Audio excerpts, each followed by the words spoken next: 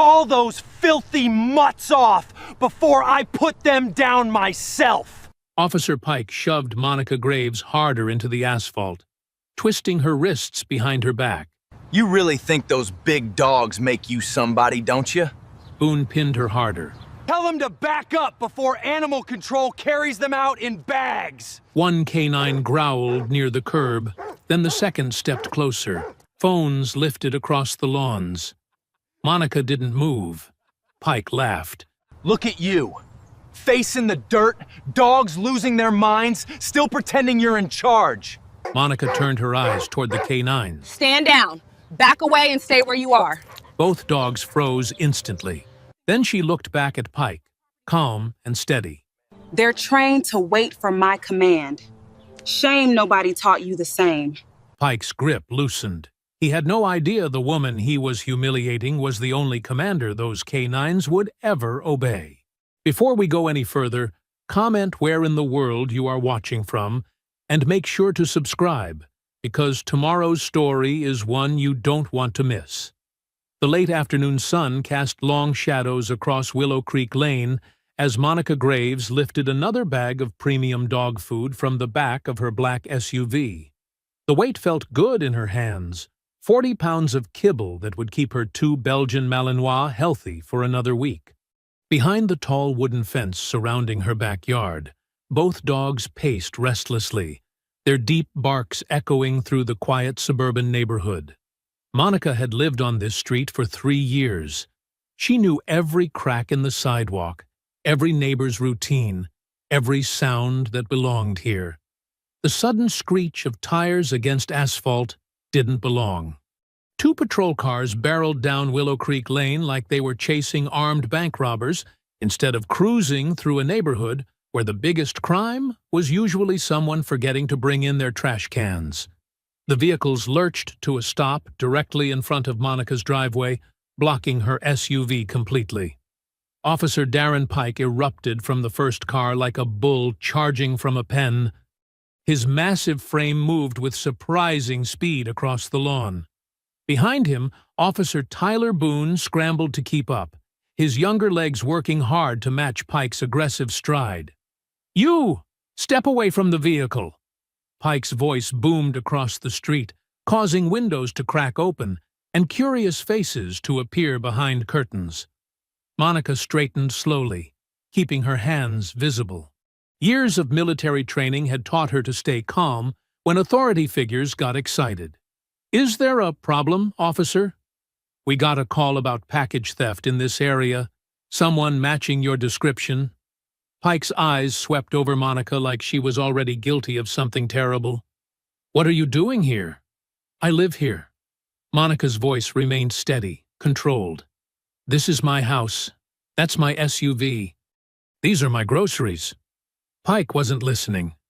His hand rested on his service weapon, while his eyes darted between Monica and the dog food bags scattered around her feet. "Turn around and put your hands on the vehicle." "Officer, I think there's been a mistake." Pike grabbed Monica's shoulder and spun her around with enough force to make her stumble. Her chest slammed against the SUV's rear window, the impact knocking the breath from her lungs. Cold metal pressed against her cheek as Pike twisted her arm behind her back. "I said turn around!" Across the street, doors opened. Neighbors stepped onto porches and sidewalks, their faces twisted with confusion and growing alarm. Cell phones appeared in hands, cameras pointing toward the chaos unfolding in Monica's driveway. Boone circled around and grabbed Monica's free wrist, pulling both arms behind her back, while Pike maintained his grip on her shoulder. The pressure sent sharp pain shooting down her spine. "Why am I being detained?" Monica's voice cut through the afternoon air, clear and controlled despite the officers pinning her against her own vehicle. "I haven't committed any crime. I've shown no aggression. I live at this address." Pike's jaw tightened. He hated when people stayed calm during arrests. Fear made his job easier. Respect came from intimidation. But this woman's steady tone and measured words made him look like he was overreacting in front of all these witnesses. "You're being detained for investigation of theft." Pike growled into her ear. "And resisting arrest." "I'm not resisting anything." Monica turned her head slightly, making eye contact with the neighbors filming from their porches. "I'm asking legitimate questions about why you're assaulting me in my own driveway." The word assaulting hit Pike like a slap across the face. His grip tightened on Monica's arm as rage built in his chest. This woman was making him look bad, making him look like the aggressor when she was supposed to be the criminal. Without warning, Pike swept Monica's legs and drove her down onto the concrete driveway. Her knees hit the pavement hard, sending bolts of pain through her joints. Boone immediately dropped beside her, pressing his weight against her legs while Pike planted his knee firmly between her shoulder blades. "Get off me!" Monica's composure finally cracked as the full weight of both officers pressed her body against the rough concrete. "You're hurting me! I haven't done anything wrong!" From across the street, Greg Heller stood in his perfectly manicured front yard with his arms crossed and a satisfied smirk spreading across his face. His expensive polo shirt and pressed khakis made him look like he belonged in a country club catalog rather than watching a violent arrest unfold. He'd been waiting for this moment ever since Monica had refused to comply with his HOA demands about her dangerous dogs. "Officers!" Monica lifted her head as much as Pike's knee would allow. "That man across the street, Greg Heller, he's been harassing me for months about my dogs. Check your call records. This is targeted harassment." Pike pressed harder against her back, making it difficult for Monica to breathe properly. "Shut up. Stop talking. Stop making this worse for yourself." More neighbors emerged from houses, their shocked faces creating an audience that made Boone increasingly uncomfortable. This wasn't how arrests were supposed to look. This looked like two cops beating up an innocent woman in broad daylight. Monica forced her voice to remain steady, despite the pain radiating through her body. "I'm warning both of you. Step away from my property immediately. You're trespassing without a warrant. You're using excessive force without justification. And you're about to make a very serious mistake." Pike leaned down closer to Monica's face, his breath hot against her cheek. "Are you threatening a police officer? Because that's another charge I can add to your list." "I'm not threatening anyone. I'm trying to prevent you from doing something you'll regret." The barking from Monica's backyard had grown louder and more frantic during the struggle. Both dogs sensed their owner's distress through the wooden fence that separated them from the chaos in the driveway. Their powerful voices echoed across the neighborhood like war drums building toward battle. Boone glanced nervously toward the backyard gate. "Those dogs sound really upset, Pike. Maybe we should—" "Focus on the suspect," Pike snapped. "Ignore the noise." But the noise was getting harder to ignore. The barking had shifted from simple agitation to something more urgent, more dangerous, more protective. Monica lifted her head one final time, her voice carrying across the street to every neighbor, every camera, every witness watching this scene unfold. "Last chance, officers. Step back now. Move away from my property. Both of you." Pike's response was to press his knee deeper into her back. That's when the backyard gate suddenly swung open and heavy barking erupted from inside Monica's yard. Two massive Belgian Malinois exploded through the open gate like unleashed lightning. Their muscular bodies covered the distance from backyard to driveway in seconds, powerful legs propelling them across the lawn with terrifying speed. Their deep, aggressive barks shattered the suburban quiet as they charged directly toward the officers, pinning their owner to the concrete.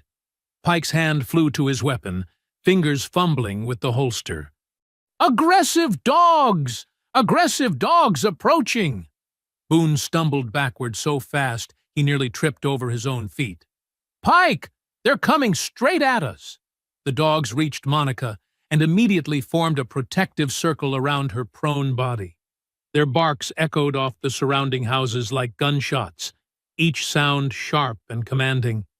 Saliva dripped from their exposed fangs As they positioned themselves between Monica and the officers, muscles coiled and ready to strike, Pike managed to draw his weapon, pointing it at the closest dog.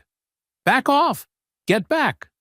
But Monica lifted her head from the pavement and shouted one crystal-clear command that cut through all the chaos. "Stay!" Both dogs froze instantly. The barking stopped, as if someone had flipped a switch. The massive animals remained perfectly motionless, their bodies still radiating tension, but completely under control. They stood like living statues, eyes locked on the officers, ready to respond to their handler's next instruction. The entire street fell silent. Neighbors who had been backing away in terror now stepped closer, their faces filled with amazement rather than fear. These weren't ordinary pets. These were elite working animals responding to military-level commands. Pike kept his weapon raised, sweat beading on his forehead. The humiliation of being forced to draw his gun in front of cameras and witnesses made his face flush red with anger. This woman just used dangerous animals to threaten police officers.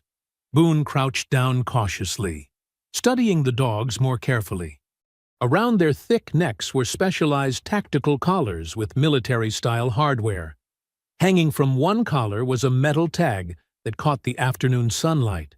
Official military identification numbers. "Pike," Boone whispered, his voice shaking. "Look at their gear. These are military working dogs." Monica kept her voice steady despite Pike's knee still pressing against her back. "I trained K9 units overseas for 8 years. These dogs are former military. They respond only to specific commands. They will not move unless I tell them to. I don't care what you trained." Pike's voice cracked with embarrassment and rage. "You just threatened 2 police officers with attack dogs." From across the street, Ava Morales pressed herself against her porch railing, her phone held steady in her hands as she recorded every moment.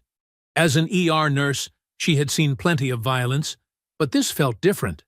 This felt wrong. The woman on the ground wasn't resisting. She was trying to protect everyone, including the officers.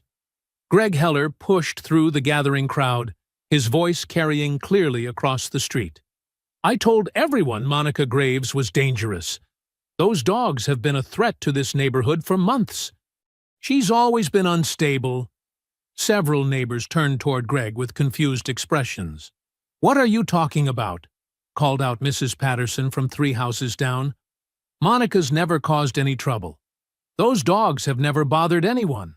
She trains attack dogs for money," Greg continued, his face animated with false concern.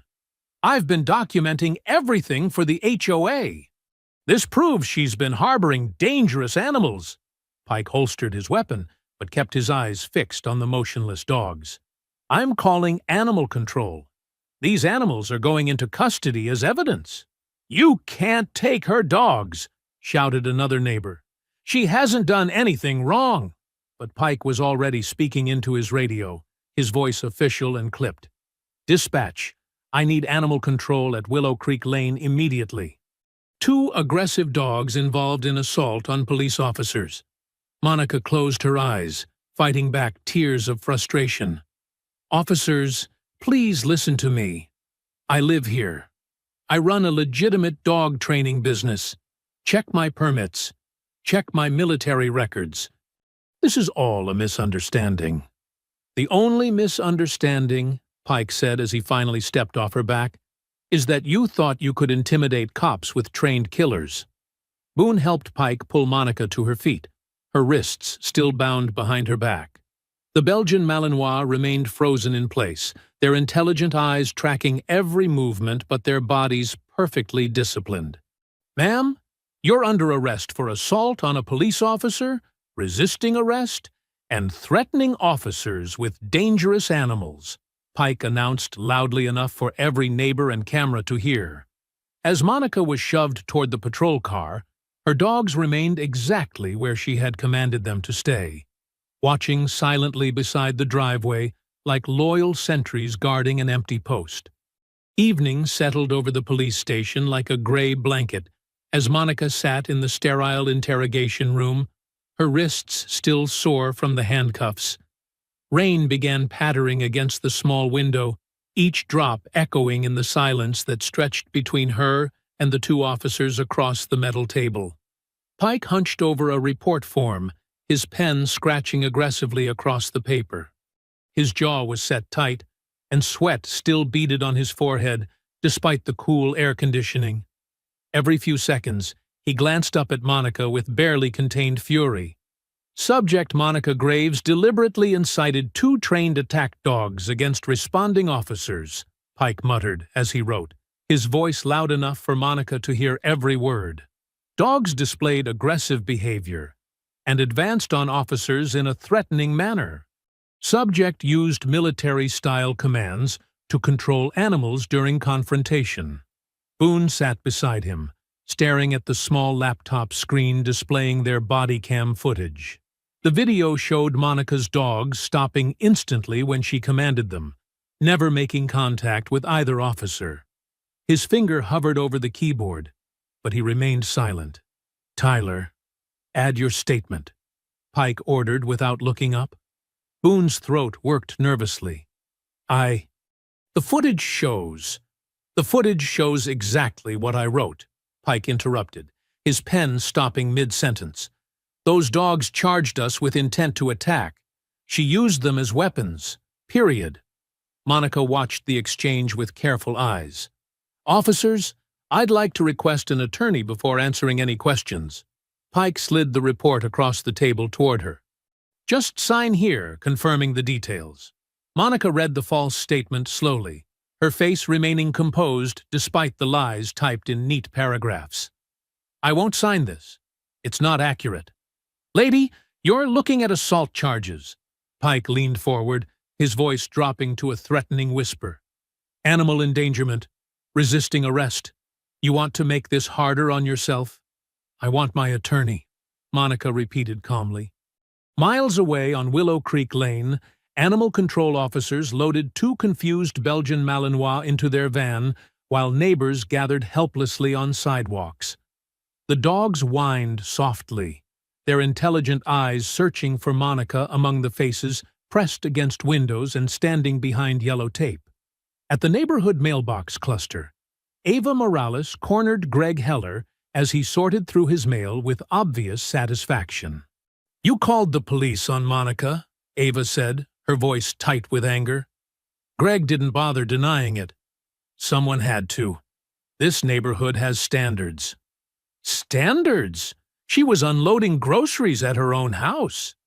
"Those dogs have been scaring potential buyers for months," Greg replied, stuffing his mail into his jacket pocket. "Property values are down 8% on this block because of her little business. People don't want to live next to some woman running a bootleg dog army." Ava stared at him in disbelief. "So you lied to the police?" "I told them what they needed to hear," Greg shrugged. "Monica needed to understand she doesn't belong here. Maybe now she'll take the hint and move somewhere more appropriate. You told them she was stealing packages." "I told them she looked suspicious, carrying bags around cars," Greg corrected with a smirk. "Not my fault they jumped to conclusions." Hours later, Monica walked slowly up her driveway in the darkness, her keys shaking in her hands. The house felt different now, hollow and violated. Every room seemed too quiet without the familiar sounds of her dogs moving around, their claws clicking on hardwood floors. She pushed open the back door and stepped onto the covered patio. Rain continued falling steadily, creating small puddles in the empty dog runs that stretched across her backyard. The feeding bowls sat exactly where she had left them that morning, still half full of kibble that would never be eaten.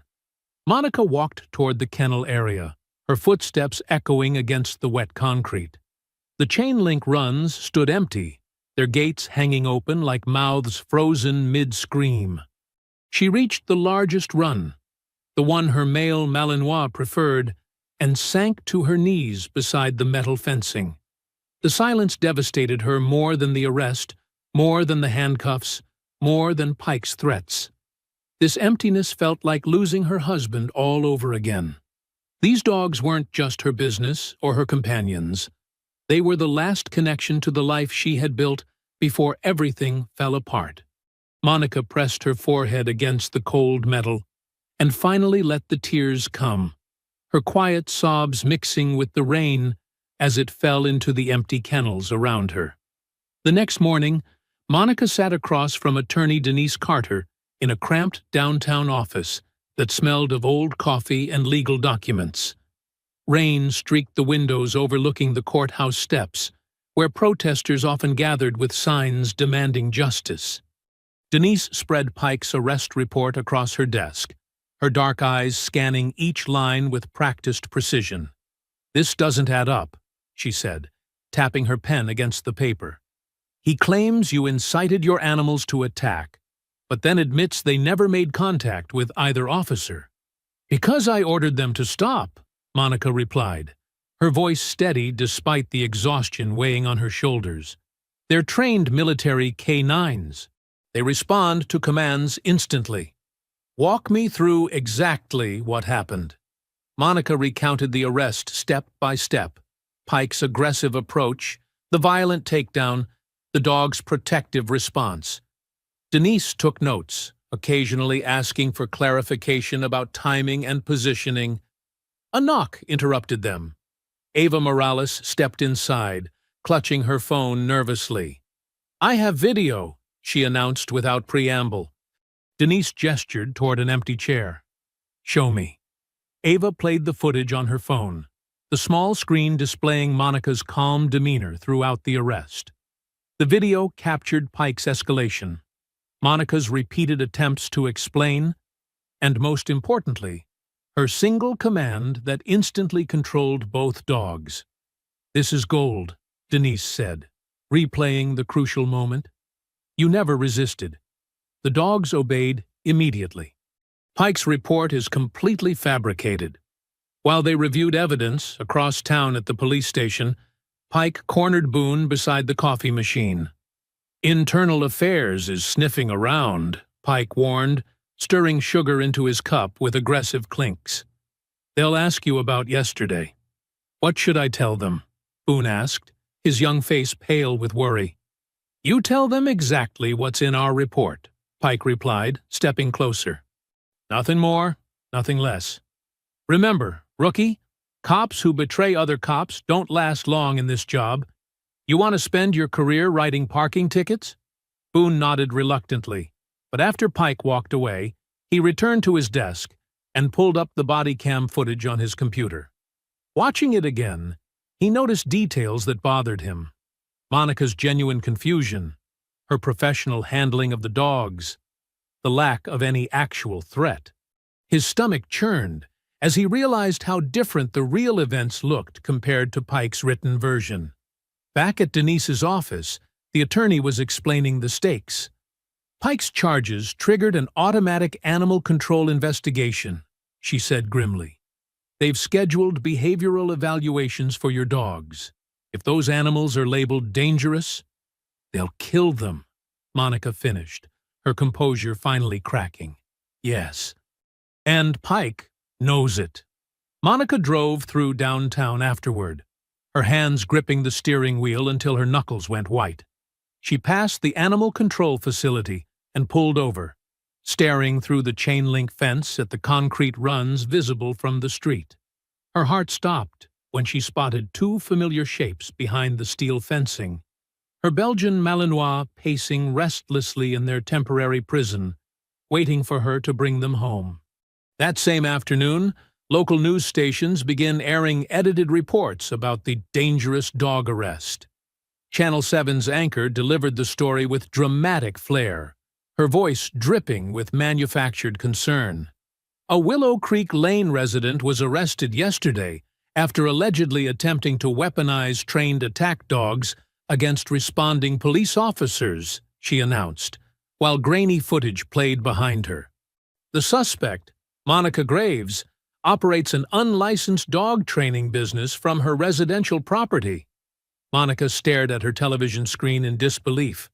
The news report showed brief clips from Ava's footage, but carefully edited out Monica's calm commands and the dog's immediate obedience. Instead, viewers saw only aggressive barking and officers backing away.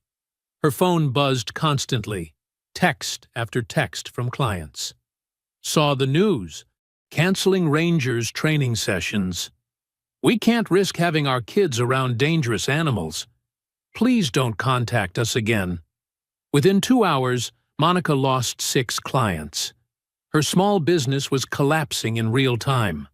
Online, the comments sections exploded with vicious hatred. Strangers called her everything from animal abuser to worse terms she refused to read completely. The mob had made up its mind based on Pike's lies and selective footage. Denise called while Monica scrolled through the digital assault. "Don't read that garbage," her attorney warned firmly. "Focus on facts. We have solid evidence." "My business is destroyed," Monica replied, her voice hollow. "Businesses can be rebuilt. Let's save your dogs first." The next morning, Monica arrived at Animal Control for the behavioral evaluation. Her heart sank when she spotted Pike's patrol car in the parking lot. Through the facility's glass doors, she watched him speaking privately with Dr. Rebecca Martinez, the evaluator. Pike gestured aggressively while talking, his body language threatening even from a distance. Dr. Martinez nodded repeatedly, looking uncomfortable under his pressure. When Monica entered the evaluation room 30 minutes later, her Belgian Malinois greeted her with restrained excitement. Despite the sterile environment and unfamiliar people watching, both dogs performed flawlessly. They sat, stayed, heeled, and responded to every command instantly. "Remarkable control," Dr. Martinez admitted quietly to Monica afterward. "These are exceptionally well-trained animals, disciplined beyond anything I typically see." For the first time since the arrest, hope flickered in Monica's chest. That evening, however, Denise called with devastating news. "Prosecutors are escalating the charges," she said grimly. "They're claiming your dogs constituted threats against law enforcement. The district attorney wants to make an example." Monica's phone buzzed with a new message. A court notice. Her hands shook as she read the legal language that boiled down to one terrifying reality. Her dogs may be permanently destroyed. Monica woke to the sound of car doors slamming. She peered through her bedroom blinds, and her stomach dropped. 3 news vans lined the street outside her house. Reporters clutched microphones while camera crews adjusted their equipment on her sidewalk. She hadn't slept more than 2 hours. Every time she closed her eyes, she saw her dogs locked behind chain-link fencing at Animal Control. Her phone buzzed with another missed call from a journalist. She'd stopped answering after the 15th attempt. By noon, the media circus had exploded across every channel. Monica forced herself to watch as talking heads dissected her life on national television. "This woman clearly has anger management issues," declared a former police chief turned commentator. "Using attack dogs against officers represents a dangerous escalation in anti-police sentiment." Another pundit nodded gravely. The fact that she lives alone with multiple large animals raises serious questions about mental stability. They discussed her like she was a criminal mastermind, rather than a woman who'd been unloading dog food in her own driveway. Pike appeared on the local evening news, his chest puffed out with manufactured heroism. "My partner and I prevented what could have been a tragic attack," he said solemnly. These animals were clearly trained to intimidate law enforcement. "We protected the community." The reporter nodded sympathetically. "How did it feel when those dogs charged toward you?" "Terrifying," Pike replied with practiced sincerity. "But we're trained to handle dangerous situations. That's what we do." Monica threw her remote at the television screen. Meanwhile, at the police station, Boone sat in the break room listening to his co-workers joke about the arrest. "Did you see Pike on TV?" Officer Marcus laughed. "Guy's acting like he took down a terrorist cell." Those dogs were massive, another cop added. I would have shot them both the second they moved. Boone's coffee tasted like acid. He kept replaying the body cam footage in his mind. Monica never resisted. The dogs stopped instantly when she commanded them. Pike had twisted everything. "Hey, Boone," Marcus called out. "You were there, right? Did she really try to sick those animals on you?" Boone forced a laugh. Pike handled it perfectly. He lied. Denise filed emergency motions demanding the complete body cam footage from both officers. The department's response came quickly. Technical difficulties had corrupted several key portions of the recordings. The most crucial moments were mysteriously unrecoverable. "Convenient," Denise muttered while reviewing the legal response. That afternoon, Ava knocked softly on Monica's back door. She slipped inside quickly, avoiding the reporters camped out front. "I need to tell you something," Ava said, her voice shaking with anger. "About Greg Heller." She explained how she'd been asking longtime neighbors about the HOA board member. The pattern was disturbing. Over the past 3 years, Greg had filed complaints against 4 different minority families in the neighborhood. The Johnsons moved out after he claimed their teenagers were loitering suspiciously, Ava revealed. The Martinez family left after he reported their family gatherings as noise violations. All of them sold their houses below market value. Monica's jaw tightened. "He's been systematically pushing people out." "You weren't randomly targeted," Ava confirmed. "He's been planning this." Later that evening, Boone paced nervously in the shadowy parking garage beneath the courthouse. When Denise arrived, he could barely make eye contact. "I can't keep doing this," he blurted out. "Pike exaggerated everything in that report." Denise remained calm despite her racing pulse. "Tell me exactly what happened." Boone's hands shook as he spoke. The woman never resisted. Those dogs obeyed her perfectly. Pike just got embarrassed because she stayed so calm while he was yelling. "This isn't the first time Pike has done this, is it?" Boone looked around the empty garage fearfully. "He always finds ways to justify excessive force after the fact. He coaches newer officers on how to write reports that protect us. Will you testify to that officially?" "I can't," Boone whispered. "The union would destroy me. Pike has connections everywhere in the department. I'd never work in law enforcement again." Denise pressed harder. "An innocent woman's dogs are going to die because of lies." Boone's face crumpled with guilt, but fear won out. "I'm sorry. I just can't." The next morning, Monica found the certified letter wedged in her front door. Her hands trembled as she tore open the envelope.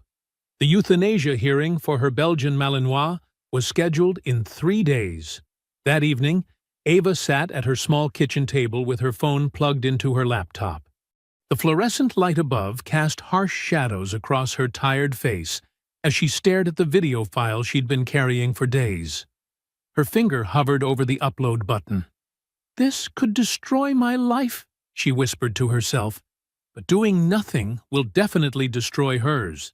She clicked upload. The video appeared first on her personal social media account with a simple caption, "This is what really happened on Willow Creek Lane. Watch the whole thing." Within minutes, friends began sharing the footage. Within an hour, it had spread to neighborhood groups and local community pages.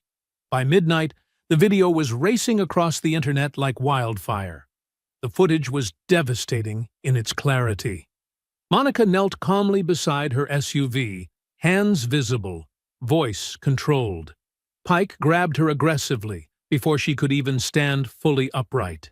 The dogs charged across the lawn, barking fiercely. But the moment Monica shouted, "Stay!" they froze like statues. Not aggressive, obedient. The contrast between Monica's military precision and Pike's panicked fumbling for his weapon was impossible to ignore. By dawn, the video had been viewed 3 million times. Morning news programs played it on repeat. Social media exploded with outrage against Pike. Comments flooded in defending Monica's professionalism and questioning the police department's version of events. Those dogs responded better than most human officers would.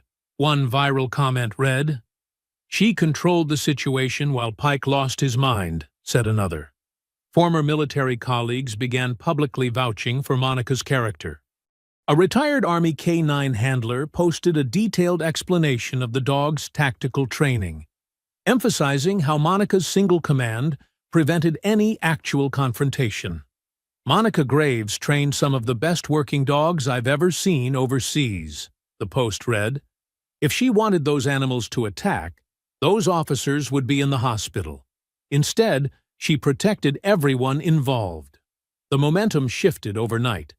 Protesters began gathering outside the police station before sunrise, holding signs demanding Pike's suspension. News trucks lined the streets. Reporters shouted questions at every officer entering the building. Monica watched the coverage from Denise's office, afraid to feel hopeful, but unable to suppress the growing relief in her chest. "This changes everything," Denise said confidently. "Internal Affairs can't ignore public pressure like this." Her phone rang immediately.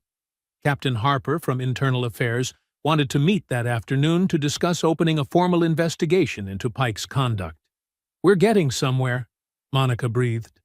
Meanwhile, Boone sat in his patrol car, scrolling through the viral video comments.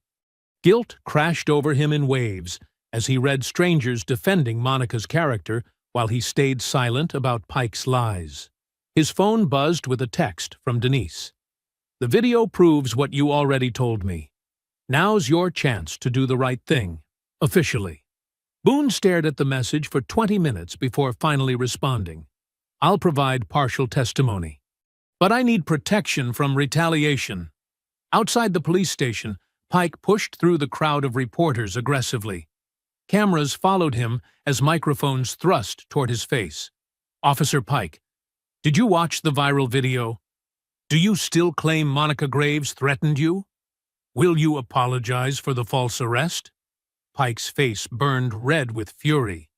"No comment. The department will release an official statement." But his hands shook with rage as he stormed inside. Greg Heller wasn't faring any better. Neighbors had connected his 911 call to the arrest, and several residents were publicly accusing him of deliberately lying to police. "You wanted her gone because she's black," one neighbor shouted outside the mailboxes.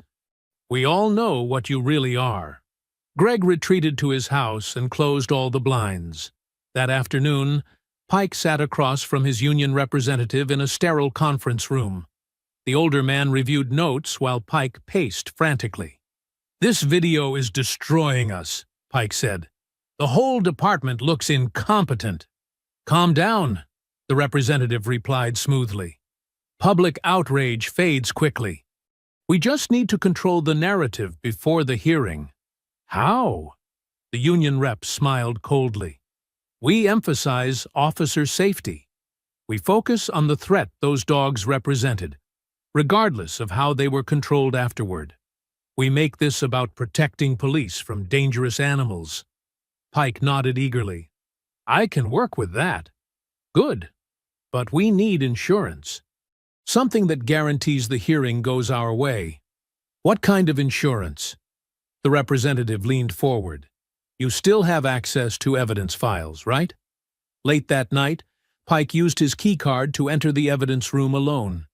Security cameras recorded him accessing computer terminals, but nobody questioned his presence. He pulled up the body cam files from Monica's arrest. His fingers moved quickly across the keyboard. The next morning, Monica and Denise walked through the sterile hallways of Internal Affairs headquarters.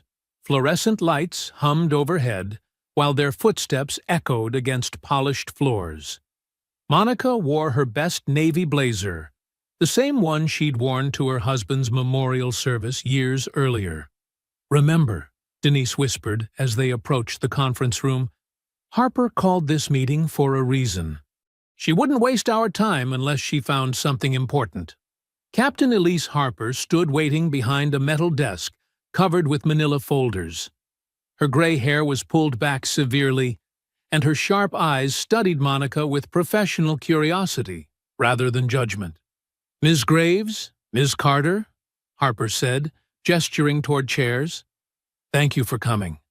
What I'm about to share with you cannot leave this room until we decide how to proceed officially. Denise leaned forward. What did you find? Harper opened the thickest folder. Officer Pike has been connected to 3 previous arrests involving mysteriously missing body cam footage. Each case followed an identical pattern. Monica's stomach tightened. What kind of pattern? Aggressive arrests, missing evidence, victims who were pressured into accepting settlements or pleading guilty to avoid worse charges.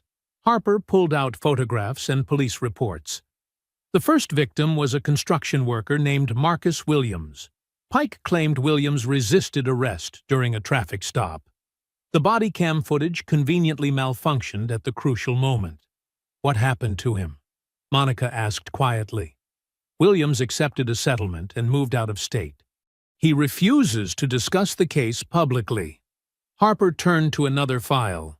The second case involved a single father named Roberto Santos. Pike arrested him for allegedly threatening his ex-wife, but the body cam footage from the scene disappeared from department servers. Denise studied the reports. Let me guess. Santos lost custody of his children? Exactly. He spent 2 years fighting false charges while his kids lived with relatives. By the time the case was dismissed, the family court had already made permanent custody arrangements. Harper's voice carried quiet anger. Santos lost everything because he couldn't prove Pike lied. Monica felt sick. And the third case? A college student named Jessica Park. Pike claimed she was drunk and disorderly outside a campus bar, but witnesses said she was completely sober. The body cam footage from that night mysteriously corrupted during evidence transfer. This is a pattern, Denise said firmly. Pike systematically destroys evidence to protect himself. Harper nodded grimly. 3 cases, 3 missing videos, 3 lives destroyed by lies that couldn't be challenged in court. Why wasn't this investigated before? Monica demanded. Because each case was handled separately by different supervisors. Nobody connected the dots until your attorney started asking questions about Pike's misconduct history. Harper closed the folders. This department has protected Pike for years, but I won't let it continue. Monica stared at the files. Those people never got justice. No, Harper admitted. But you might be different.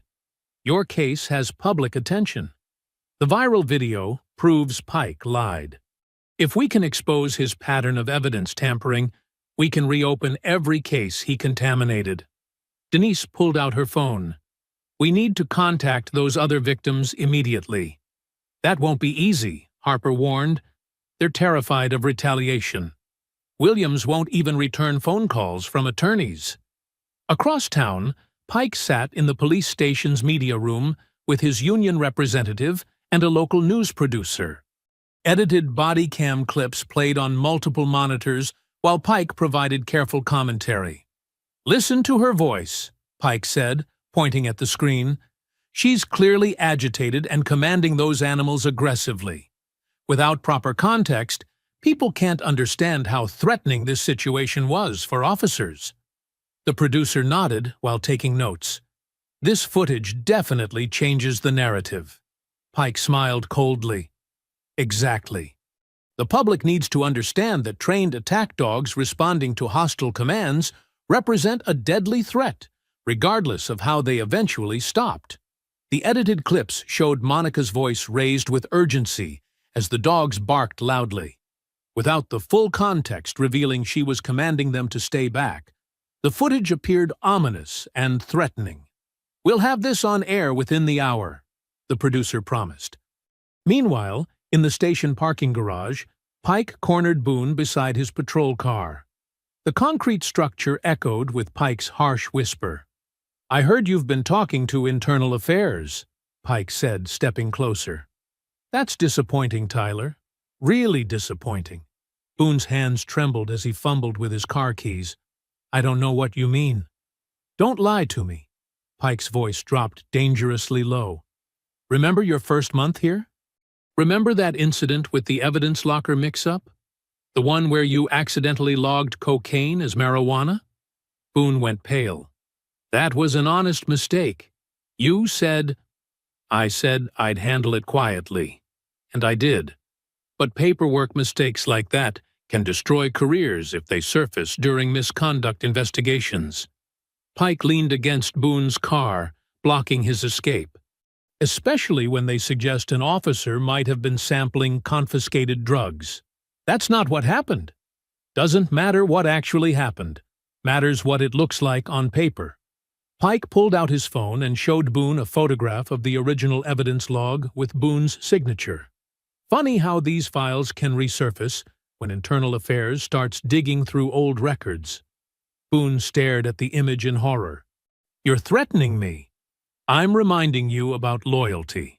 About what happens to officers who betray their partners. Pike straightened up and smiled coldly. Think carefully about your testimony, Tyler. Some mistakes can't be undone. By evening, the edited body cam footage was playing on every local news channel. Anchors who had defended Monica just days earlier now questioned her credibility. This new footage raises serious concerns about what really happened during the arrest, one reporter said gravely. Was Monica Graves actually the victim, or was she manipulating public perception? Monica watched from her empty living room as her reputation crumbled again. Her phone buzzed constantly with clients canceling contracts and neighbors expressing disappointment. Then Denise called with devastating news. Monica, I need you to sit down, Denise said carefully. I just found out who's assigned to judge your case. Who? Judge Patricia Hendricks. She's been on the bench for 15 years, and she has close ties to Pike's police union. Her husband is their former legal counsel, and she's ruled in favor of officers in every misconduct case that's come before her court. Monica closed her eyes. They rigged this from the beginning.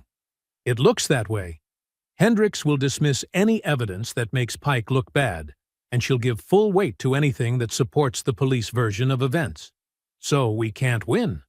Not in her courtroom. Not unless we find something so overwhelming that even she can't ignore it.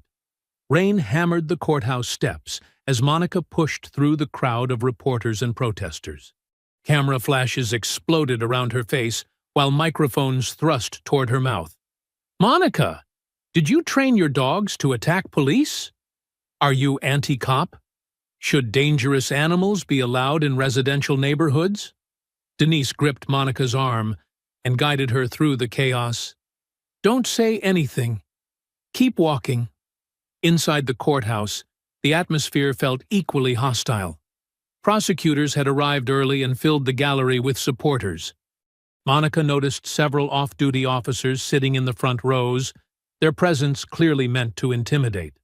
Judge Patricia Hendricks took the bench with cold efficiency. She was a thin woman with sharp features and gray hair pulled into a severe bun. Her eyes showed no warmth when they settled on Monica.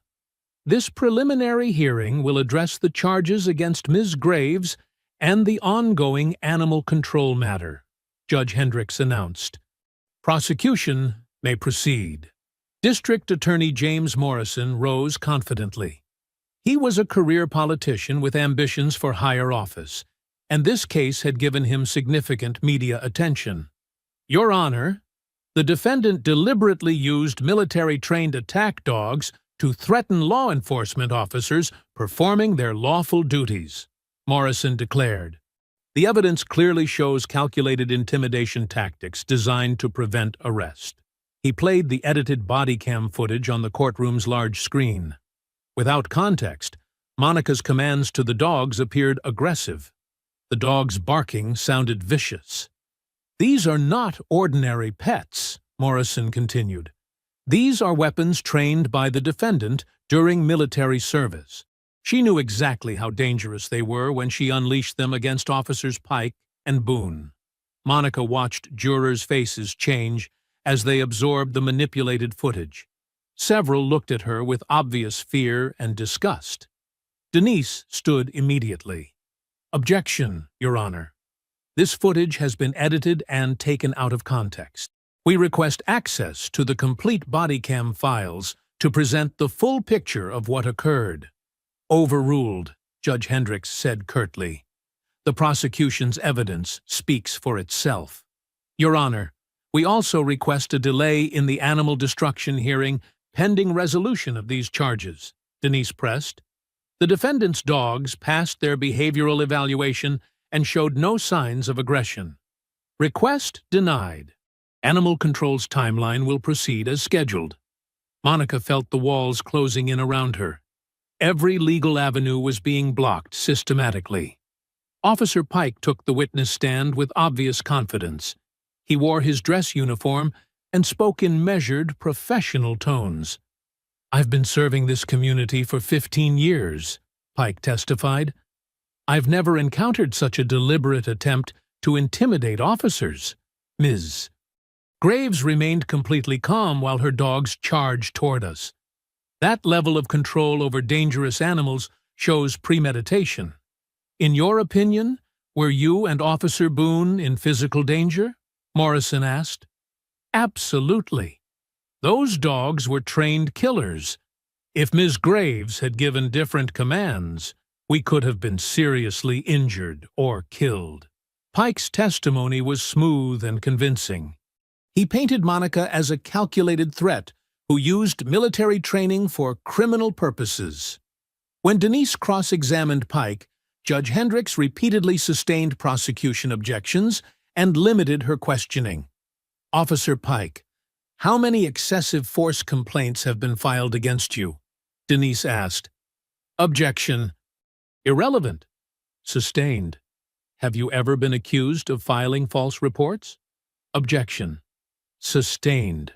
By afternoon, Monica's business license was officially suspended pending investigation. The judge ruled that someone facing charges for threatening officers could not operate a K9 training facility. Outside the courthouse, the media storm intensified. Former clients approached reporters to distance themselves publicly from Monica's business. "I had no idea she was dangerous," one client said on camera. "Thank God my children weren't around those attack dogs."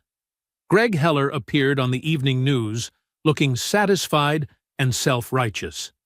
"Willow Creek Lane is finally becoming safe again," he told reporters.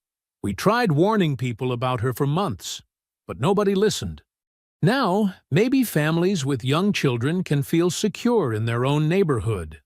That evening, Monica sat across from Denise in the attorney's downtown office. Rain streaked the windows while street lights cast long shadows across the room.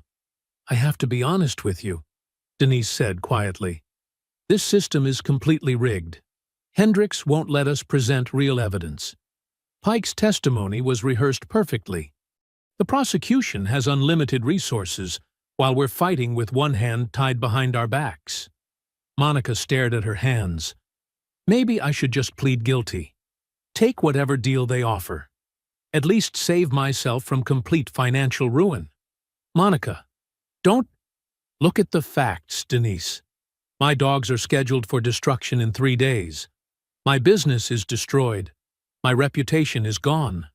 Even if we somehow win this case, I'll never recover from what they've done to me." Monica's voice broke slightly. "Maybe Greg Heller was right. Maybe I don't belong in that neighborhood anymore." Denise reached across the table. "That's exactly what they want you to think. Pike and his corrupt friends want you broken and defeated so they can keep getting away with this. But what if we can't prove anything? What if they're too powerful?" Monica drove home through empty streets, feeling completely defeated.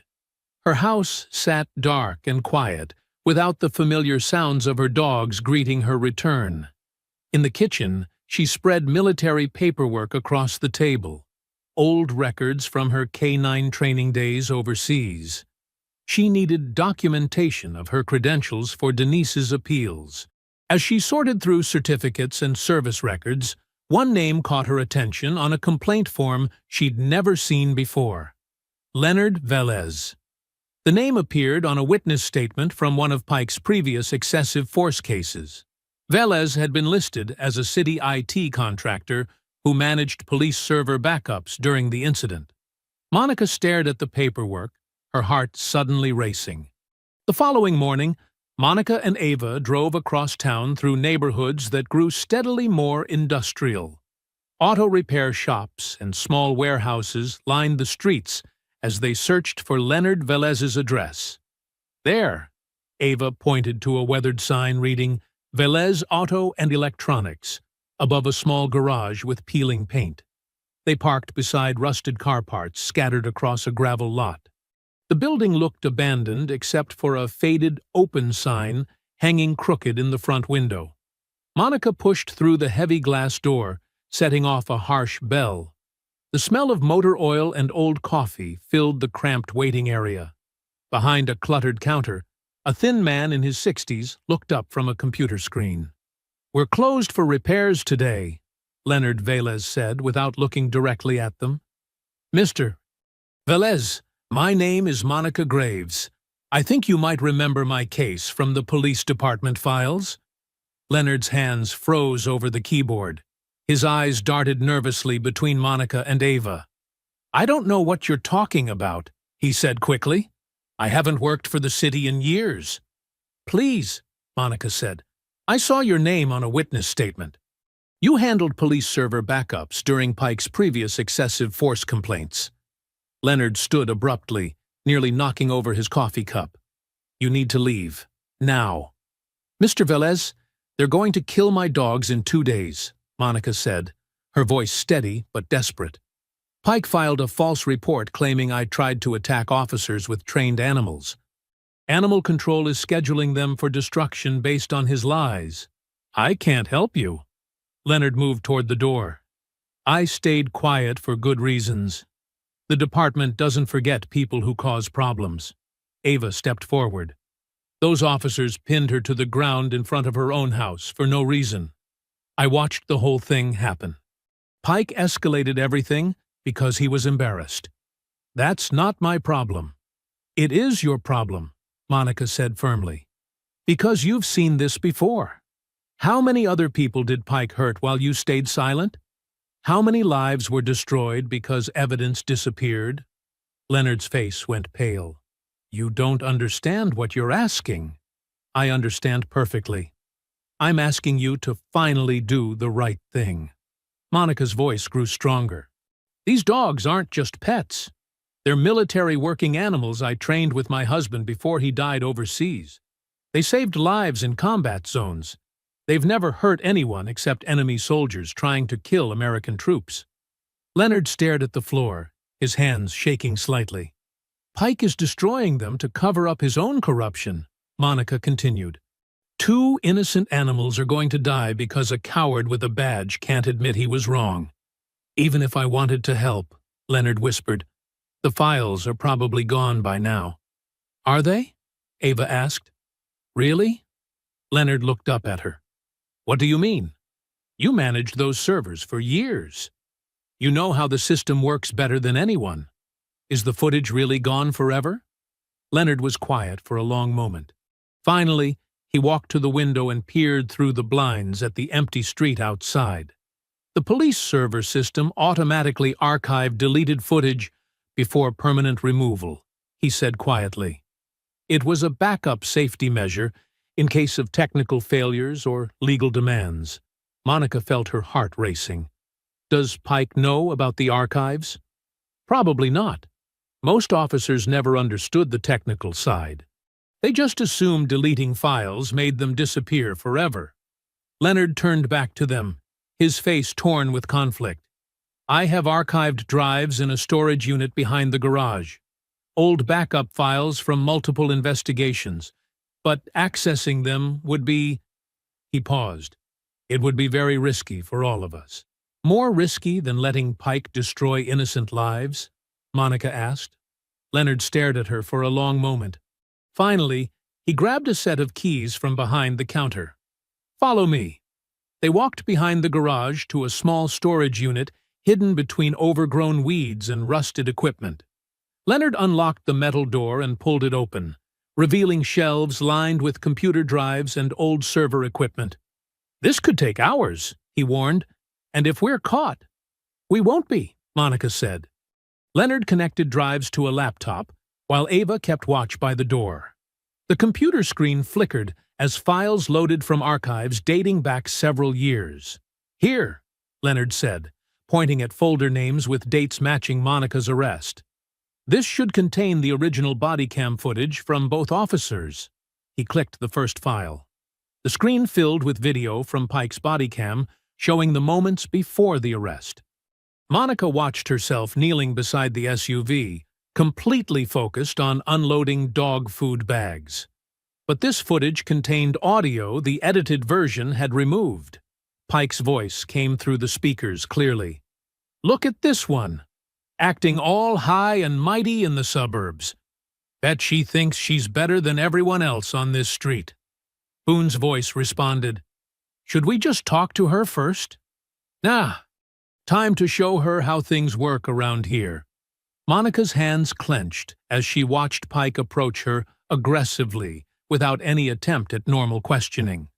The footage continued, showing Pike grabbing her arm and forcing her against the SUV, while she remained completely calm and cooperative. "Please tell me why I'm being detained," Monica's voice said on the recording. "Because I said so," Pike replied, twisting her wrist harder. The camera captured Monica's controlled breathing and measured responses, while Pike grew increasingly frustrated with her composure. "Think you're tough, don't you?" Pike muttered as he forced her to the pavement. "We'll see about that." Then came the moment when her dogs burst through the gate. The unedited footage clearly showed Monica immediately commanding the animals to stop before they reached the officers. The dogs instantly obeyed, remaining motionless while Pike and Boone panicked. But most damaging was the audio after Monica was restrained. Pike's voice, thinking the microphone was muted. "That'll teach her not to act superior around here. Arrogant woman needed to be put in her place." Boone's nervous response, "Man, those dogs were really well trained. Maybe we should—" "Should what? Let her think she can intimidate cops? Not happening. She's getting charged with everything I can think of." Monica watched the recovered footage in stunned silence as tears filled her eyes. That same night, Denise gathered Monica, Ava, and Leonard inside her office to prepare for the final hearing. The law office felt cramped with 4 people crowded around Denise's desk, but the tension made the space feel even smaller. Leonard's laptop sat open, displaying the recovered footage that could destroy Pike's career and save Monica's dogs. "We make copies of everything," Denise said, inserting multiple flash drives into the computer. "Multiple copies. Different locations. Pike's already proven he'll destroy evidence." Her fingers moved quickly across the keyboard as files transferred. Monica watched the progress bars fill while Ava paced near the window. "How many copies?" Leonard asked nervously. 6 drives, 1 for court, 1 for internal affairs, 1 for the media, and 3 backups, Denise replied. "If even 1 drive survives, Pike's finished." Monica stared at the laptop screen showing Pike's frozen face from the body cam footage. "Will this really be enough?" "It's everything," Denise said. "His own words, his own actions. No jury in the world would side with him after seeing this." The office phone rang. Denise answered quickly. "Carter here." Her expression changed as she listened. "Yes, Captain Harper. Thank you for calling back." Monica straightened in her chair. Captain Harper was Internal Affairs. "She reviewed the footage," Denise whispered, covering the phone. "She wants to attend tomorrow's hearing personally." "Is that good?" Ava asked. "It means she believes us," Denise replied, then spoke into the phone again. "Yes, Captain. We'll see you there." She hung up and turned back to the group. "Harper said Pike's been calling union lawyers all evening. He knows something's wrong." Meanwhile, across town at the police station, Pike paced frantically in the break room while Boone sat slumped in a plastic chair.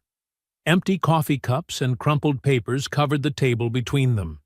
"Someone recovered those files," Pike said, his voice sharp with panic. "Internal Affairs wouldn't reopen archive investigations unless they found something." Boone stared at his hands. "Maybe we should just—" "Should what?" Pike exploded. "Admit we lied? Destroy our careers? You want to throw away everything we've worked for?" "We destroyed her life over nothing," Boone shouted back, finally snapping. "She never did anything wrong." Pike's face turned red. "You're betraying the department after everything I taught you." "You taught me to lie."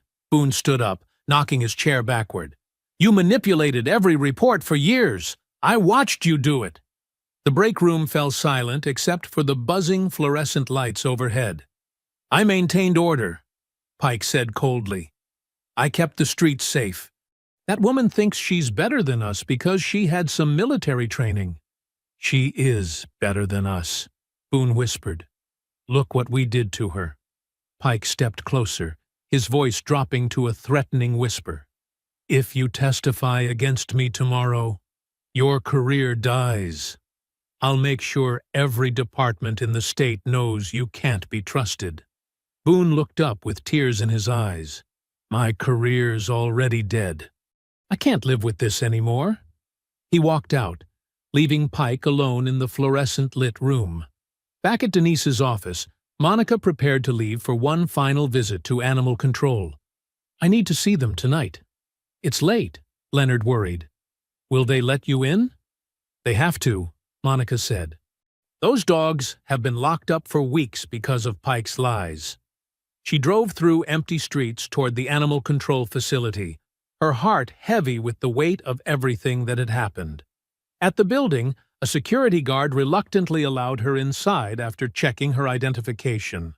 Monica walked down the concrete hallway lined with metal kennels. Barking echoed from every direction, but it stopped when she reached her dog's enclosure. Ranger and Duke pressed against the chain-link fencing, their tails wagging despite weeks of confinement. They remained perfectly calm and obedient, even in this stressful environment. "I'm bringing you home tomorrow," Monica whispered through the fence. "I promise." The dogs sat quietly, watching her with intelligent eyes that seemed to understand every word. "You've been so good," she continued, her voice breaking slightly. "So patient. Just one more day." Ranger tilted his head, the same way he used to when her husband would speak to him during training exercises overseas. The memory strengthened Monica's resolve. She stayed until the security guard warned her the building was closing. Walking back through the parking lot, Monica felt more determined than she had in weeks. Tomorrow, Pike would face the truth. Tomorrow, justice would finally be served.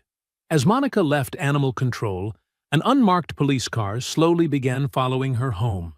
The courthouse steps swarmed with reporters and protesters as dawn broke over the city. News vans lined the street 3 deep, their satellite dishes reaching toward the gray morning sky. Camera crews jostled for position, while anchors delivered breathless updates to national audiences. This is Channel 7 News, where the controversial case of Monica Graves reaches its climax today, announced a blonde reporter, her voice cutting through the crowd noise. The woman accused of using trained attack dogs against police officers will face final judgment in just minutes. Counter-protesters held signs reading "Justice for Monica" and "End police brutality," while others shouted "Back the blue" and "Dangerous dogs kill." The tension crackled like electricity through the morning air.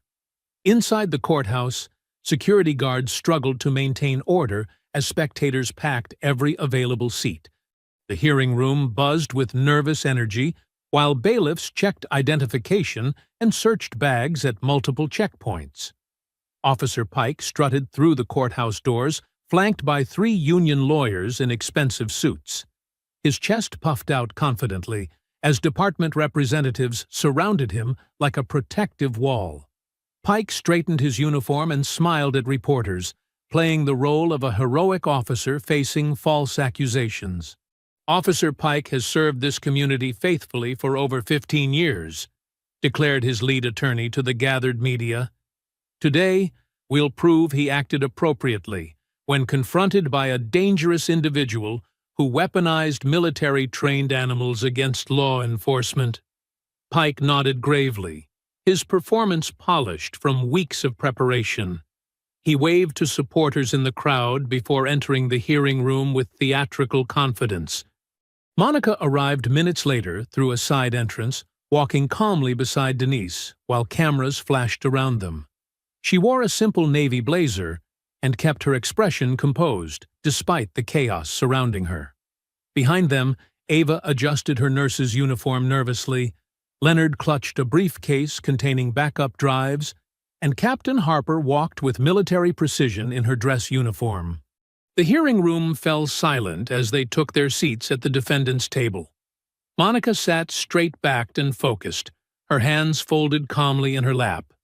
The contrast between her quiet dignity and Pike's showboating was impossible to miss. Judge Hendricks called the session to order, her black robes flowing as she settled behind the bench.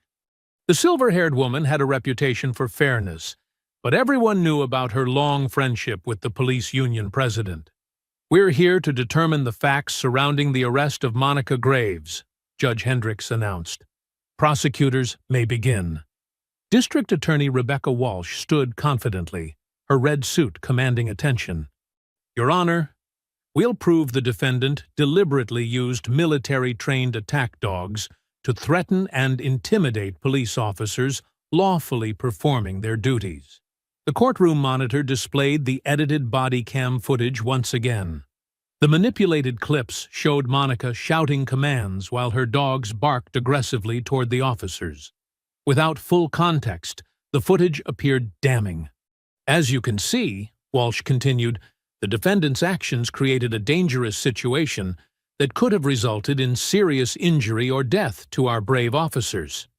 Pike took the witness stand with practiced confidence, his uniform pressed and medals gleaming under the courtroom lights. He spoke dramatically about fearing for his life during the arrest, describing Monica's dogs as weapons of intimidation used against lawful authority.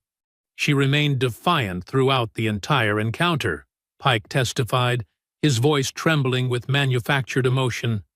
"Those animals were clearly trained to attack on command. I genuinely believed my life was in danger." Greg Heller followed Pike to the witness stand, wearing his most expensive suit and speaking in carefully measured tones. He painted Monica as a neighborhood menace who frightened families and damaged property values with her aggressive animals. "She's been a problem for years," Heller declared solemnly. "Parents were afraid to let their children play outside because of those dogs. The entire community lived in fear." Judge Hendricks nodded sympathetically as Heller described fabricated incidents of Monica threatening neighbors and allowing her dogs to roam freely. The performance was polished and believable to anyone unfamiliar with the truth. In the back row, Officer Boone sat sweating heavily despite the air conditioning. His hands trembled as media cameras occasionally focused on him, and his face had gone pale with anxiety. He kept glancing toward Pike, then toward Monica, visibly torn between loyalty and conscience. Denise remained calm throughout the prosecution's presentation, occasionally taking notes but never objecting. She allowed them to build their entire case on lies and manipulation, knowing the truth would be more devastating when revealed. When the prosecution finished, Denise rose slowly from her chair. The courtroom held its breath as she approached the judge's bench with quiet confidence. "Your Honor," Denise said clearly, "before presenting our defense, I'd like to request permission to introduce newly recovered evidence that directly contradicts everything the prosecution just claimed." Pike visibly stiffened in his chair. His confident expression flickered for the first time all morning. "What kind of evidence?" Judge Hendricks asked suspiciously. "Original, unedited body cam footage recovered directly from archived police servers," Denise announced. Footage that proves Officer Pike committed perjury, falsified reports, and deliberately manipulated evidence to hide his misconduct. The courtroom erupted in shocked murmurs. Pike's lawyers immediately began whispering frantically among themselves, while Pike's face drained of color. This evidence was deliberately hidden from previous proceedings, Denise continued. But through the courage of those who refuse to let corruption prevail, the truth has finally been recovered. Judge Hendricks hesitated, clearly uncomfortable with this unexpected development. The media cameras focused intently on her face as she weighed her decision. "I'll allow the evidence to be presented," she ruled finally. Pike gripped his chair's armrest so tightly his knuckles turned white. Boone looked like he might vomit. In the gallery, Captain Harper sat forward with grim satisfaction. The courtroom lights dimmed as Denise inserted the recovered drive into the courtroom monitor. Silence filled the courtroom as the unedited body cam footage began playing on the large screen. Every person in the packed gallery leaned forward, eyes fixed on the monitor, as the truth finally emerged from months of lies and manipulation. The footage started with Pike and Boone speeding down Willow Creek Lane, their squad cars screeching to a halt outside Monica's home. The audio captured Pike's voice clearly through his body microphone. "Finally gonna deal with this problem," Pike muttered to Boone as they stepped out of their vehicles. "Heller says she's been asking for this for months." On screen, Monica appeared exactly as she had that afternoon, calm, controlled, simply unloading dog food bags from her SUV. She looked up with mild confusion as the officers approached aggressively, her hands visible and empty at all times. "Excuse me, officers," Monica's voice came through the courtroom speakers. "Is there a problem?" But Pike grabbed her arm immediately, twisting it behind her back without explanation or warning. The footage showed him slamming her against the SUV's hood with unnecessary force, while she remained completely compliant. "Ma'am, you're under arrest for attempted theft," Pike announced, pressing her face against the metal. "I live here," Monica replied calmly, never struggling or resisting. "This is my property. Please let me show you my identification." The courtroom watched in horrified silence as Pike forced Monica to the pavement in front of her own driveway. Boone knelt beside her legs, while Pike pressed his knee into her back, despite her complete cooperation throughout the entire encounter. "You're making a mistake," Monica said clearly, her voice steady even while being restrained. "Please step away from my property. Let me call my attorney." Pike's response chilled everyone in the courtroom. "Shut up. You don't give orders here." The footage continued, showing Monica repeatedly asking why she was being detained, speaking respectfully despite the officer's aggressive treatment. She never raised her voice. She never threatened anyone. She simply asked for basic explanations that Pike refused to provide. Then came the most devastating portion of the recording. After Monica's dogs had charged from the backyard and stopped at her command, the camera captured Pike and Boone walking back toward their vehicles. Pike believed his microphone was turned off, but the system continued recording everything. "Bet she won't act so calm next time," Pike bragged to Boone. "Gonna make an example out of this one. Show the whole neighborhood what happens when people don't show proper respect." Gasps spread through the courtroom gallery. Several reporters frantically scribbled notes, while others typed rapidly on their phones. Monica closed her eyes, feeling vindicated but heartbroken that such cruelty had been directed at her for no reason other than Pike's ego. The footage then revealed the original 911 dispatch audio that had triggered the entire incident. Greg Heller's voice came through the speakers clearly, and his lies unraveled in real time. "I want to report a suspicious person stealing packages," Heller had told the dispatcher. "She's been casing houses all week. Looks dangerous. Might be armed." But the body cam footage proved Monica had never approached any other houses. She had been on her own property the entire time, simply carrying her own groceries and dog supplies from her vehicle to her front door. The courtroom erupted in angry murmurs as people realized the arrest had been based on completely fabricated accusations designed specifically to target Monica. Judge Hendricks called for order, but the damage was irreversible. Pike's entire narrative had crumbled publicly in front of dozens of witnesses, media cameras, and legal officials who could no longer ignore the obvious corruption. In the back row, Officer Boone suddenly stood up with tears streaming down his face. "I can't do this anymore," Boone announced to the stunned courtroom. "Officer Pike pressured me to support false reports. He told me if I didn't back his story, he'd destroy my career and make sure I never worked in law enforcement again." Pike shot to his feet, his face twisted with rage. "You little coward! You swore an oath to protect fellow officers." "I swore an oath to serve and protect citizens," Boone shot back, "not to help you abuse innocent people." Pike completely lost control, screaming across the courtroom. "She got what she deserved. People like her need to learn respect." "Officer Pike!" Judge Hendricks shouted, banging her gavel repeatedly. But Pike was beyond reason, pointing furiously at Monica while cameras rolled. "You think you're better than everyone else, walking around with those attack dogs like you own the neighborhood?" Denise remained seated calmly while Pike destroyed himself publicly. Captain Harper immediately stood and signaled to uniformed officers stationed near the courtroom exits. "Remove Officer Pike from this courtroom immediately," Harper ordered sharply. "He's clearly unfit for duty." Two officers moved toward Pike, but he continued screaming as they approached. "This whole hearing is a setup. You're all against us." The officers grabbed Pike's arms as he thrashed wildly, his voice echoing through the courthouse hallways, even as they dragged him toward the exit. "I'll fight this. You can't destroy my career over some lying." The courtroom doors slammed shut, cutting off Pike's final outburst. Reporters rushed from their seats, racing toward the exits to broadcast the scandal live to waiting news crews outside the building. The courtroom footage spread across television networks within minutes of Pike's explosive breakdown.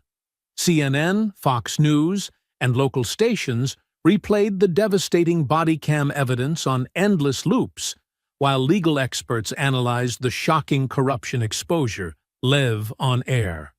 "This represents one of the most dramatic courtroom collapses we've witnessed," declared veteran legal analyst Sarah Martinez on Channel 7 News. Officer Pike literally destroyed his own defense while cameras rolled. Outside the downtown police station, protesters gathered in growing numbers. Signs reading "Justice for Monica" and "Fire corrupt cops" filled the sidewalks as chants echoed off the building walls. "No more cover-ups! No more lies!" Hundreds of voices shouted in unison. Inside the station, chaos consumed every floor. Captain Harper moved swiftly through the hallways, her jaw set with determination, as she coordinated with internal affairs investigators who had arrived within an hour of the courtroom disaster. "Suspend Officer Pike immediately," Harper ordered Lieutenant Rodriguez. "Full suspension without pay, pending criminal investigation." Pike sat handcuffed in a holding cell, his earlier bravado completely shattered. The weight of his public breakdown had finally hit him. His career was over. His reputation was destroyed. And state investigators were already preparing criminal charges. At the courthouse, State Prosecutor Angela Ross announced the charges against Pike in a packed press conference. Officer Darren Pike faces multiple felony counts, including evidence tampering, filing false police reports, and civil rights violations under federal law. Greg Heller was arrested at his suburban home 2 hours later. Neighbors watched silently as officers led him away in handcuffs, while news cameras captured every moment. The HOA board member who had sparked the entire scandal now faced his own criminal charges for filing false police reports and witness manipulation. Mr. Heller deliberately provided false information to law enforcement with the intent to harm an innocent citizen, Prosecutor Ross explained to reporters. These actions represent a serious abuse of the emergency response system. Officer Boone sat across from internal affairs investigators in a sterile interview room, his hands shaking as he signed a disciplinary agreement. In exchange for his cooperation in multiple investigations tied to Pike's past arrests, Boone would face suspension and mandatory retraining rather than criminal prosecution. "I should have spoken up years ago," Boone admitted to Captain Harper after signing the documents. "I knew Pike was wrong, but I was scared of losing everything." Harper's expression remained stern, but not unsympathetic. "Fear doesn't excuse enabling abuse, Officer Boone. But your decision to finally tell the truth may help other victims get justice." Back in the courthouse, Judge Hendricks called the session to order one final time. The gallery remained packed with supporters, media, and legal observers waiting for the formal conclusion. Based on the evidence presented today, all charges against Ms. Monica Graves are hereby dismissed with prejudice, Judge Hendricks announced clearly. The court finds no evidence of wrongdoing and condemns the false accusations that led to this arrest. The courtroom erupted in applause as Monica closed her eyes and felt the crushing weight of weeks finally lifting from her shoulders. At Animal Control, Director Sarah Williams personally signed the release papers clearing Monica's dogs completely. After reviewing the actual footage, these animals demonstrated exceptional training and discipline, Williams stated to waiting reporters. The euthanasia order is permanently canceled. Monica walked through the animal control gates 30 minutes later, her heart pounding as two familiar shapes raced toward her across the concrete yard. The first Belgian Malinois, Ranger, pressed his massive head against her chest while Monica wrapped her arms around his neck. The second dog, Duke, stood protectively beside them both, her alert eyes scanning the gathered crowd. For the first time since the nightmare began, Monica allowed herself to breathe freely again. Her dogs were safe. Her name was cleared. And the corrupt officers who had tried to destroy her life were finally facing consequences. That evening, as sunset painted the sky orange and purple, Monica walked slowly down Willow Creek Lane, with Ranger and Duke walking calmly beside her. Several weeks later, Monica's rebuilt K9 training center held its grand reopening on Willow Creek Lane. The morning air buzzed with excitement as families, veterans, and curious neighbors gathered outside the freshly renovated facility that now occupied Monica's expanded property. Colorful banners stretched across the front yard reading, "Graves K9 Training Academy, Grand Reopening."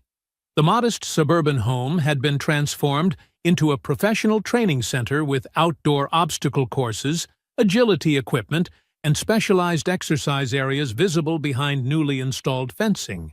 Ava Morales rushed between registration tables and demonstration areas, her ER nurse organizational skills proving invaluable for coordinating the event.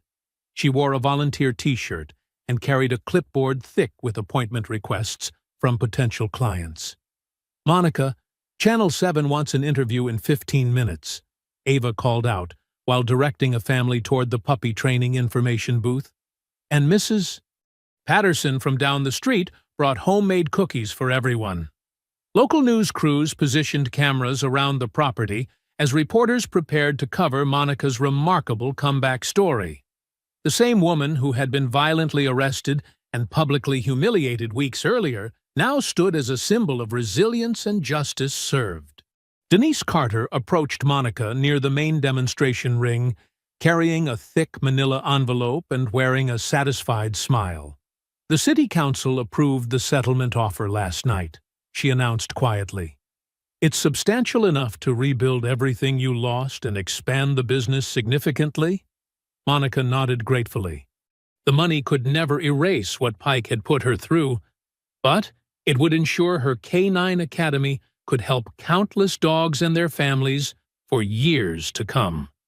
They're terrified of federal civil rights lawsuits, Denise continued, especially after Pike's conviction made national headlines. The settlement avoids admitting guilt, but everyone knows what really happened. Captain Elise Harper arrived in an unmarked police vehicle, drawing curious stares from the gathered crowd. She approached Monica directly, her expression serious but respectful. "Ms. Graves, I wanted to personally announce the reforms we're implementing department-wide," Harper said clearly, ensuring nearby reporters could hear every word. Mandatory body cam retention policies, enhanced misconduct reporting procedures, and civilian oversight committees for excessive force investigations. She paused, looking directly at Monica. Pike's conviction exposed systematic problems that should have been addressed years ago. We're committed to earning back public trust through real accountability. The crowd murmured approvingly as Harper shook Monica's hand firmly before departing. Across the street, Greg Heller's house sat empty and dark, with a "for sale" sign planted crookedly in the overgrown front yard. Neighbors whispered that he had moved away quietly after his criminal charges became public knowledge, leaving behind his HOA board position and his reputation in shambles. Monica stepped into the center of the demonstration ring as families gathered around the perimeter. Ranger and Duke sat perfectly at attention beside her, their tactical training collars gleaming in the afternoon sunlight. "Today, we'll show you basic obedience commands that can transform any relationship between dog and owner," Monica announced confidently to the crowd. A group of military veterans watched intently from the front row, several accompanied by their own service dogs. Monica demonstrated heel commands, emergency stops, and protective positioning techniques, while Ranger and Duke responded instantly to every subtle gesture and voice command. Children gasped in amazement as the massive Belgian Malinois moved with ballet-like precision around obstacles and through complex routines. Parents pulled out phones to record demonstrations they hoped to recreate with their own pets. "The key is consistency and respect," Monica explained, while Duke balanced motionlessly on a narrow beam. "These dogs aren't performing tricks. They're showing trust built through patience and proper training techniques." An elderly veteran in a wheelchair called out from the crowd, "Ma'am, could you help train my grandson's dog? The boy needs confidence, and that pup needs discipline." Monica smiled warmly. "Bring them both next week. We'll work together." More hands shot up with questions and training requests. Monica's calendar filled rapidly as Ava frantically wrote down contact information and scheduling preferences. The same street where Monica had once been pinned helplessly to the pavement now celebrated her strength and expertise openly. She no longer walked with fear or humiliation weighing down her steps. Instead, she moved with the quiet confidence of someone who had faced injustice and emerged victorious. As the sun began setting over Willow Creek Lane, casting long shadows across the celebration, Monica walked confidently down the center of the street, with Ranger and Duke walking proudly beside her. Neighbors waved from porches and car windows, offering congratulations and scheduling training appointments. A police cruiser approached slowly from the opposite direction, its engine humming quietly in the evening air. Monica maintained her steady pace as the vehicle drew closer, her dogs remaining perfectly composed beside her. The cruiser passed silently without stopping, its occupants offering respectful nods through the windows before continuing down the street and disappearing around the corner. I hope you enjoyed that story. Please like the video and subscribe so that you do not miss out on the next one. In the meantime, I have handpicked 2 stories for you that I think you will enjoy. Have a great day.